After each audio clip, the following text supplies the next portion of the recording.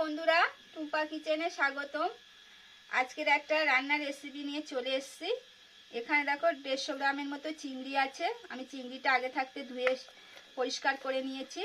আর এখানে কিছুটা পেঁয়াজ কলি আছে, দুটো আলু আছে, একটা টমেটো আছে, 3টে কাঁচা লঙ্কা, একটা পেঁয়াজ। এই উপকরণ দিয়ে আমি এই চিংড়ি রেসিপিটা বানাবো। আমি এগুলো আগে কেটে নিই, তারপর তোমাদের রান্নাটা করে দেখাবো। দেখো বন্ধুরা, আমি সব সবজিগুলো কেটে ধুয়ে পরিষ্কার করে নিয়ে চলে এসেছি। এবার যেটা করব সেটা হচ্ছে এই একটা আমি কড়া নিলাম। কড়াইয়ের মধ্যেই আমি রান্নাটা করব। এই কড়াইয়ের মধ্যে আমি এই আলুটা দিয়ে দিলাম।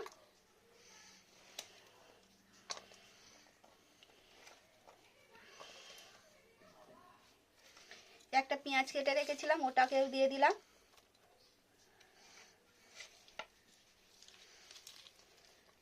ভালো করে হাত দিয়ে তুলে দিলাম পেঁয়াজটাকে। একটা টমেটো কেটে রেখেছিলাম, ওটাও দিয়ে দিলাম। আর যে পেঁয়াজ কলিগুলো আমি কেটে রেখেছিলাম, পেঁয়াজ কলিগুলোও দিয়ে দিলাম।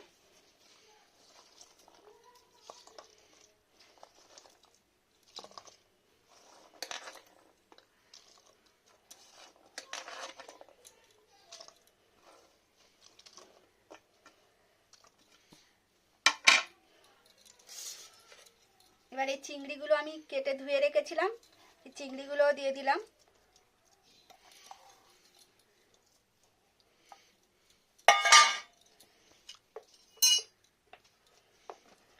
এবার এক এক করে আমি মশলাগুলো দেব।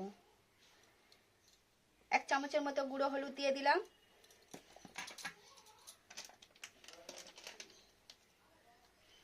1 চামচের মতো আমি গুঁড়ো লঙ্কা, ঝালের লঙ্কাটা দিলাম।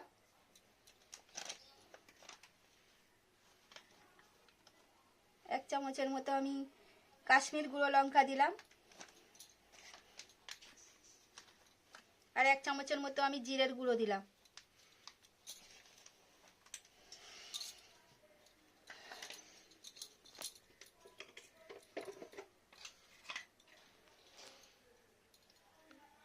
আর 2 চামচের মতো আমি আদা বাটা দিলাম।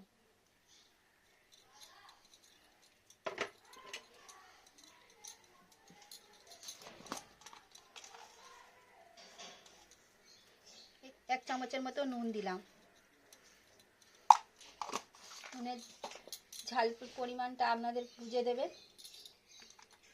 আর এখানে আমি সর্ষের তেল দিয়ে দিলাম।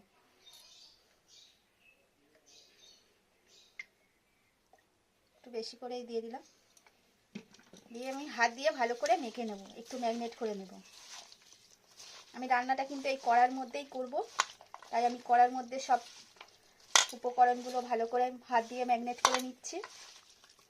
একটু সময় ধরে ম্যারিনেট করতে হবে, যাতে সব মশলাগুলো সব গায়ের সঙ্গে মিশে যায়।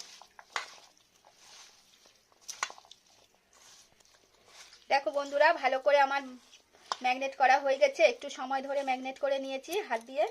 এবার একটু হাতটা আমি ধুয়ে নেব ভালো করে। নিয়ে এই জলটা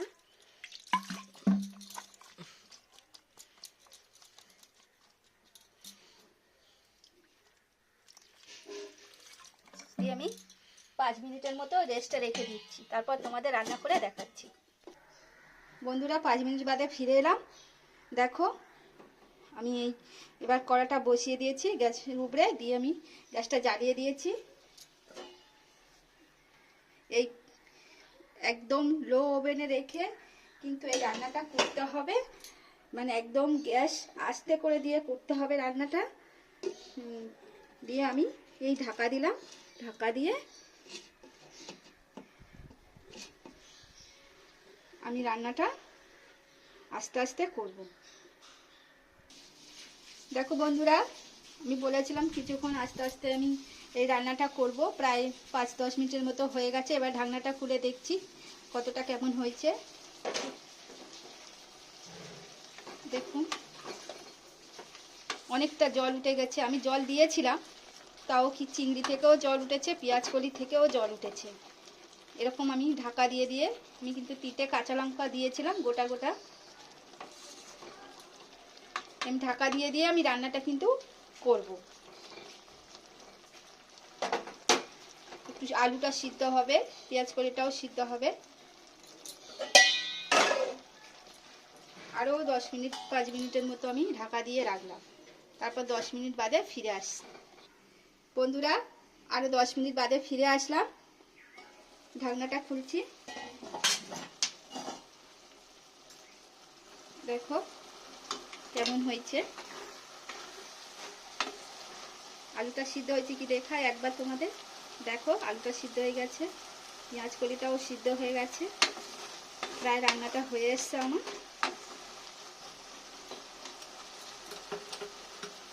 আমি কিন্তু সব মশলা একেবারেই দিয়ে দিয়েছি, আর কোনো মশলা দেবো না। আমার মনে হলো একটু নুন কম হয়েছে, তাই একটু সামান্যই নুন দিলাম। নুনের পরিমাণ, ঝালের পরিমাণটা আপনারা বুঝে দেবেন। এবার ওপর দিয়ে আমি কিছু ধনিয়া পাতা দিলাম কুচে।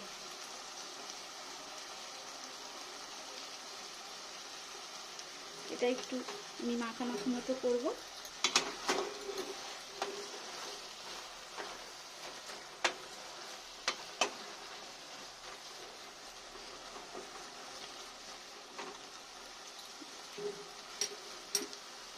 আরো 5 মিনিট ঢাকা দিয়ে রাখছি। 5 মিনিট বাদে ফিরে আসবো বলেছি, 5 মিনিট বাদে ফিরে এলাম। দেখুন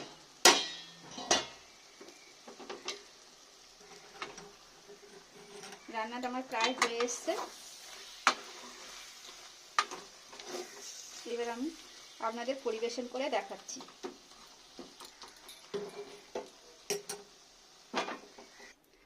দেখো বন্ধুরা, আমার চিংড়ি এই পেঁয়াজ কলি দিয়ে হাতে মেখে ভাবাটা কেমন হয়েছে। আর একটা বন্ধুরা কথা আছে যে আমি একটু সর্ষের তেল দিয়েছি ওপর দিয়ে, যাতে দেখতেও ভালো লাগে, খেতেও ভালো লাগে। আপনারাও একবার এরকম বাড়িতে বানিয়ে দেখবেন। যদি ভালো লাগে তাহলে আমাকে একটা লাইক, কমেন্ট, সাবস্ক্রাইব করবে। পাশে বেল আইকন আছে, ওখানে ক্লিক করে দিলে আমার সর্বপ্রথম রান্নাগুলো আপনাদের সামনে পৌঁছে যাবে। আর যারা ফেসবুক থেকে দেখছেন আমার পেজটা ফলো করে নিন। আবার নতুন রেসিপির সাথে দেখা হচ্ছে। Tata, bye bye.